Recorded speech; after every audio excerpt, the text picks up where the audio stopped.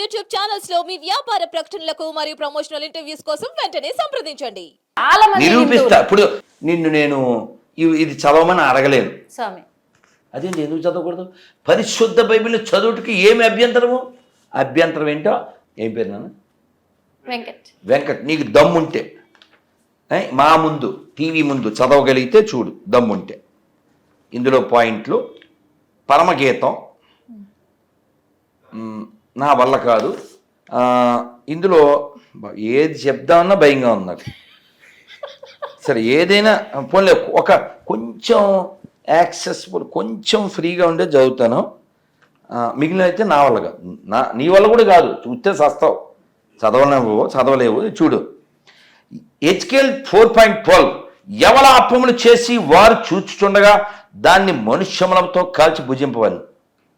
అర్థం కాలే? నాకు అర్థం కాలేదు సార్. పాడుతుండు గజాల, అదే అర్థం. ఆ టైపులో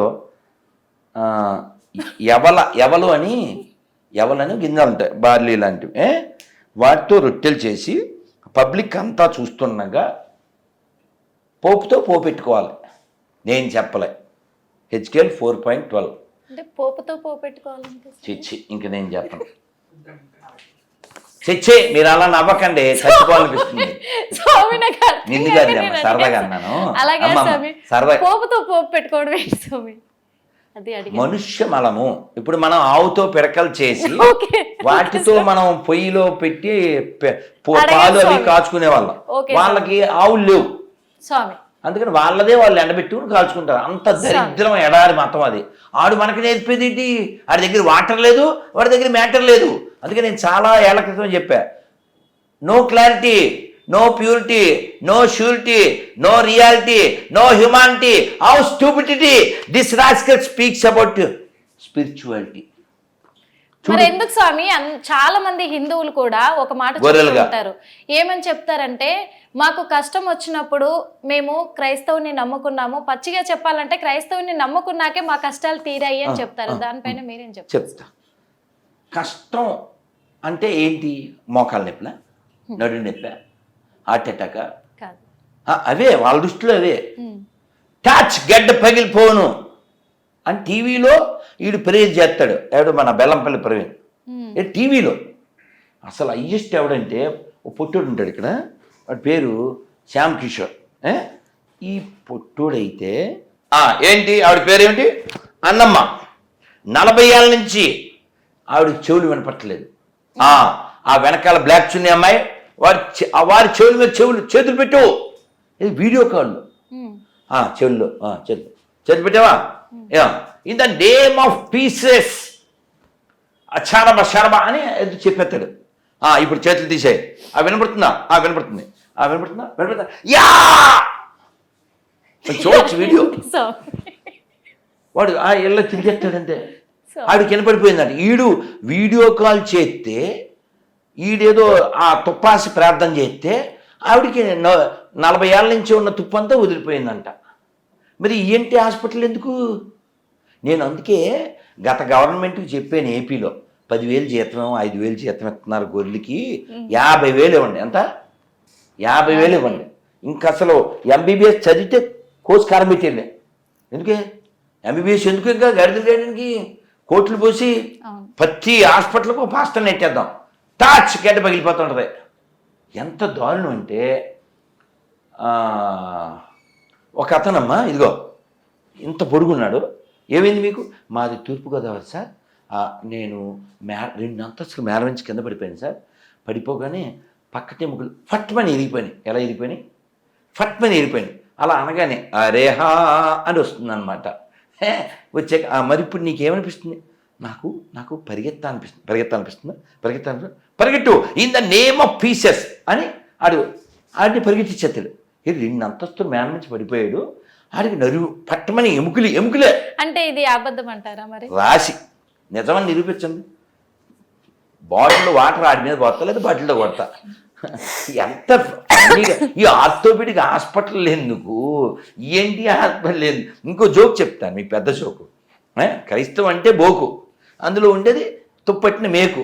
అది తినేది పాసిపోయిన కేకు. అందుకే వాళ్ళకి చెప్తాను నేను, మా దగ్గర రాకు. ఇప్పుడు వాడితో పరిగెత్తాను ఉందా అంటాడు వీడు, ఈ ప్రవీణ్ గారు. చెరుకు తోటలో చేటడి బియ్యం దువ్విచ్చి అని పరిగెట్టేస్తాడు ఆ గ్రౌండ్ మీద, ర్యాంప్ మీద ఈ ర్యాంప్ గాడు. ఇక్కడ జోక్ ఏంటంటే అసలు ఇవన్నీ వీడు చేయగలిగిన వాడు. నా పాయింట్ అమ్మా, ఇలా ఎవరినంటే ఆడిని స్టేజ్ మీద ఆర్టిస్టులను అందరినీ బాగు చేసేస్తున్నాడు కదా. పాప ఈ పాపుల్లో పెద్ద పాప ఎవరు? ఇప్పుడు మనం ప్రధాన అర్చకుడు అంటామా, పెద్ద గుళ్ళో పూజారి. అలాగే పాపులకే పాప ఎవరు? పోపు అంటే తెలదా? పోపు అమ్మా, తెలీదు స్వామి నాకు. జార్జ్ బెండిక్ పోపు అంటారు కదమ్మా. అంటే ఈ పాపులందరికీ పైన ఉంటాడు ఆయన.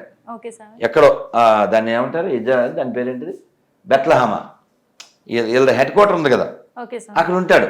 పాప ఆయన ఇప్పుడు వీల్ చైర్లో ఉన్నాడమ్మా.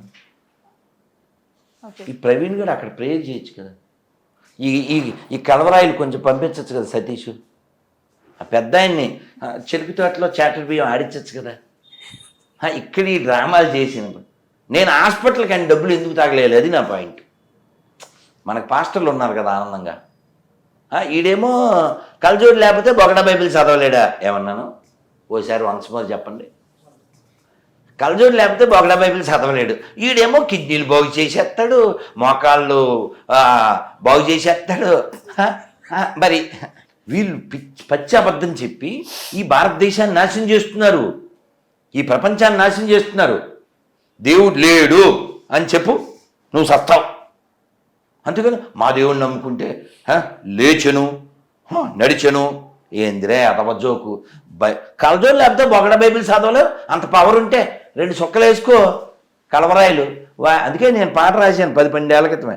వాయ్ దిస్ కలవరి కలవరి కలవరిది. ఆ సాంగ్ మీరు రాశారా సార్? కాదు, అది కదా, దానికి నేను మార్చాం. Why this Kolaveri oil spoil చేయుటకే. అదేందా? అక్కడేమో టెంపుల్ అంటూ లైఫ్ మొత్తం పింపుల్ లాగా కదా. ఈ ఇల్లు ఎవరిని మింగడానికమ్మా, జనాల్ని ఈ వాతావరణం నాశనం చేయడానికి. కాకపోతేను ఒకసారి నీ కళ్ళతో ఇందులో నువ్వు ఒక్క స్త్రీగా ఓ తల్లిగా ఇందులో ఒక్క పాయింట్ చదవగలుగు, నీకు దండం పెడతా. నమస్కారం అండి. నమస్తే సార్, ఎవరండి? నమస్కారం అండి, ఎవరు? Praise the lord. ఏం పేరు సార్? నా పేరు బాలయ్య గారు. బాలయ్య గారు ఏ ఊరండి? ఎర్రగొండపాలెం అండి మాది. ఎర్రగొండపాలెం మన ప్రకాశం జిల్లా. అవునవును. ఇందులో వైశాలి అని పడింది సార్, ఎవరు? వైశాలి కాదండి, జయశాలి అని పడింది. జైశా, ఓకే. అచ్చా, మీ పేరు జైశాల? ఏం పేరు మీరు పేరు? మా డీటెయిల్స్ ప్రకారం అయితే బాలయేసు. కాదు సార్, మీ పేరు ఏం రాసుకోమంటారు? బాలయేసు అని రాసుకున్నాను. అంటే మీ నాన్నగారు పెట్టిన పేరు అదే? అది. అచ్చా అచ్చా, ఓకే సార్. నాతో ఏమైనా చెప్పాలా? మీతో మాట్లాడాలని చెప్పండి సార్. ఓకే, చెప్పండి సార్. మీరు ఒక ఇంటర్వ్యూలో చెప్పారండి, యేసుక్రీస్తు వారు పాపం చేశారని చెప్పారు. అదే విధంగా నేను చెప్పలేదు సార్, ఏసే చెప్పాడు సార్. నేను విన్నాను. నేను అనేది సార్ నా వీడియోస్లలో కూడా చెప్పారు. అసలు ఏసే చెప్పాడు సార్, ఒక స్త్రీ గర్భం పుట్టినవాడు ఎప్పటికీ పరిశుద్ధుడు కాలేడని. ఆయన చెప్పిన మాటలు నేను చెప్పాను సార్, నా సొంతం కాదు సార్. మీకు రెఫరెన్స్ కావాలంటే పెడతాను. యేసుక్రీస్తు వారు పరిశుద్ధాత్మతో పుట్టాడండి. సరే, దానికి ఏమైనా రుజువు ఉందా సార్? పరిశుద్ధ రుజువు అంటే బైబిల్లో ఉంది కదా. అది ఏముంది బైబిల్లో? ఇప్పుడు నేను కూడా బుక్ రాస్తాను సార్. నేను కూడా బుక్ రాస్తా, అది ప్రమాణమా? అంటే బైబిల్ కల్పితమైన బుక్ అంటారు. బైబిల్ పనికిమాలని అంటాను సార్ నేను పబ్లిక్ లో.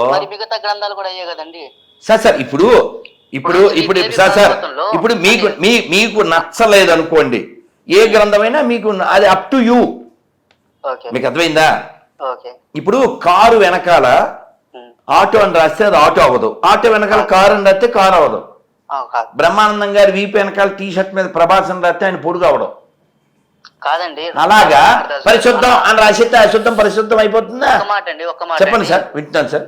ఇది మనుషుల ద్వారా రాయబడిన గ్రంథము బైబిల్ అంటున్నారు. తాగుబోతులు సార్ 44 మంది. ఎవరికి ఏది ఎప్పుడు 3 వస్తే రాశారు. చెప్పండి సార్. ఓకే, మరి వాల్మీకి తాగుబోతులు అంటారా లేకపోతే విచారంటారా ఏమనాలి? కాదు సార్, వాల్మీకి కాదు సార్. ఇప్పుడు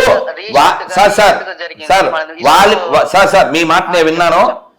ఇప్పుడు చెప్పండి. ఇప్పుడు రాముని నమ్మపోయినా పర్లేదు అని రాధామనోహర్ చెప్తాడు. నేను యేసు నమ్మకపోయినా పర్లేదని నేను చెప్తున్నా. చెప్పగలరు కదా, మీరు చెప్పగలరు కదా. ఇంకా దరిద్రం బైబిల్ మనకి ఎందుకు సార్, పెట్టేయండి సార్.